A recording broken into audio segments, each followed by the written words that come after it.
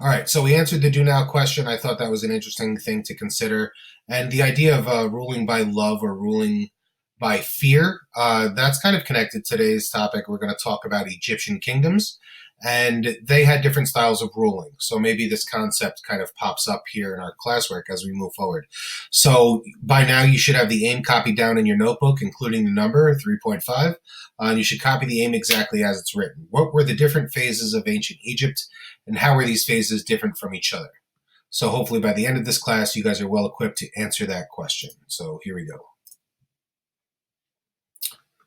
Okay, first quick vocab word. Give you a second to get this down.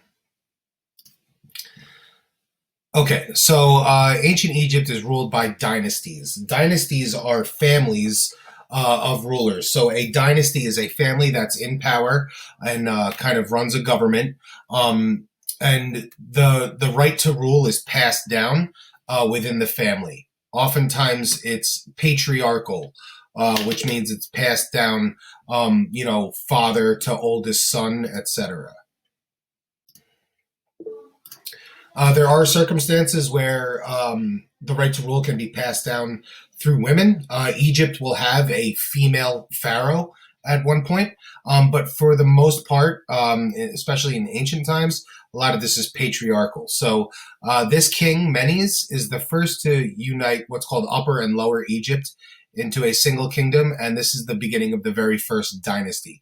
So there will be hundreds and hundreds of dynasties throughout the course of Egyptian history, but this is the system of government where there is a ruler, and then the next person in line is like, it's hereditary, it's bloodline, it's the oldest son or some heir to the throne that is related. All right, next.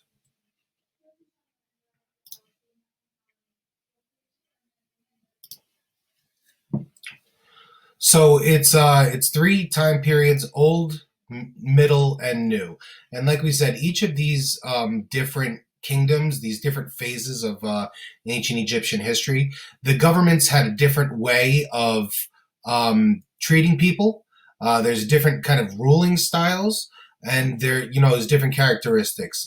Everything from ethnicity and a lot of changes to religion and political structure, and just kind of the general theme of the ruling class changes kingdom to kingdom. So what we're going to do today is we're going to take a look at some of these kingdoms and see what the differences are between them, etc. So I'm going to assign your assignment right now.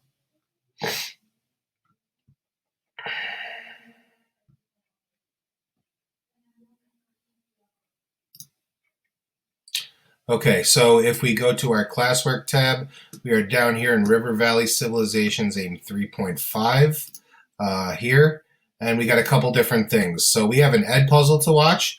It's from Crash Course World History. This guy talks a little fast, so don't be afraid to use that rewatch button where you might have to rewind a couple seconds and just listen again. That's kind of a decent feature that ed puzzle has that I kind of like. So especially with some of the fast moving videos, that's helpful. So we have an ed puzzle here. It's about 10 minutes long, so it's a couple minutes long, and there's a few questions in there. So I know that's going to take you a little bit. And then we have this worksheet here. Old Kingdom, Middle Kingdom, New Kingdom, a couple questions on each of them. And there's also page numbers here. So page 37 and 38, 38 and 39, etc. This is the section in the textbook that you will find this section. So I've also attached a copy of the textbook PDF, so you guys can scroll through here, and the page numbers are listed on the bottom left or the bottom right, depending on the page, and just use those pages that I indicated on the worksheet to complete the worksheet. So